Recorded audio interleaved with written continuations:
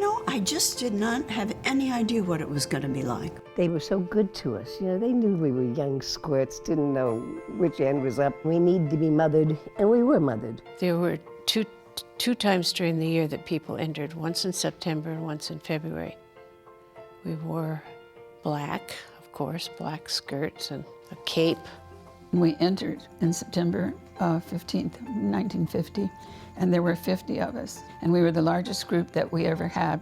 Most other groups had 30, maybe. The first 6 months is the postulate. We're separated from the novitiate and the professed sisters. Most of that is learning community history, spirituality, and manual labor. Housework, we did a lot of it, heavy. Polishing the brass on the doorknobs and panels. We had days that we went up to the mount to work, cleaning. We did the laundry for the entire house, including the boarders. It took almost all day. I was pretty spoiled growing up. When it came time like to change the sheets on a bed, I didn't know how. It was a lot of work, but it was also fun. We slept downstairs under the bottom floor of the library. There were 35 of us.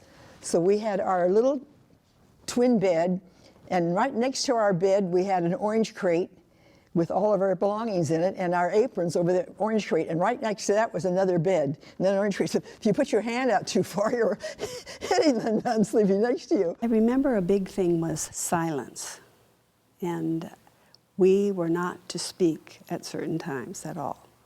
And if we met in the hall, we said, "Praise be to Jesus," and the response was, "Amen." We had a little bit of recreation. In the afternoon, we could go out and play basketball or volleyball or something. And then in the evening, for half an hour, we could sit in a big circle and talk.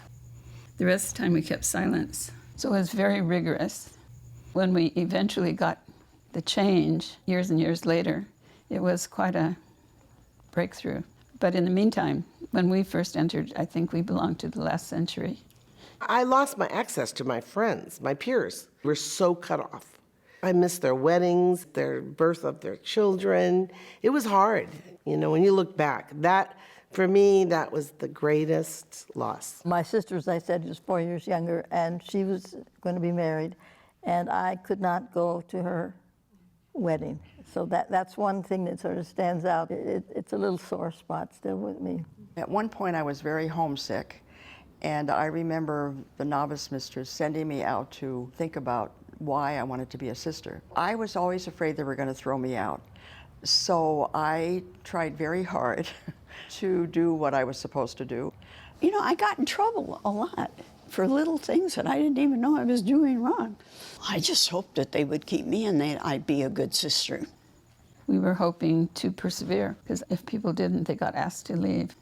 We had a suitcase of our street clothes down in the basement, and they would get it together and summon the sister and send her home. Yeah, there were tough days. Sometimes at meditation reflection, one would say, is this really where I want to be? Yet they were also such joyful times. We had plays and concerts. We once got a television to watch the Queen being made queen.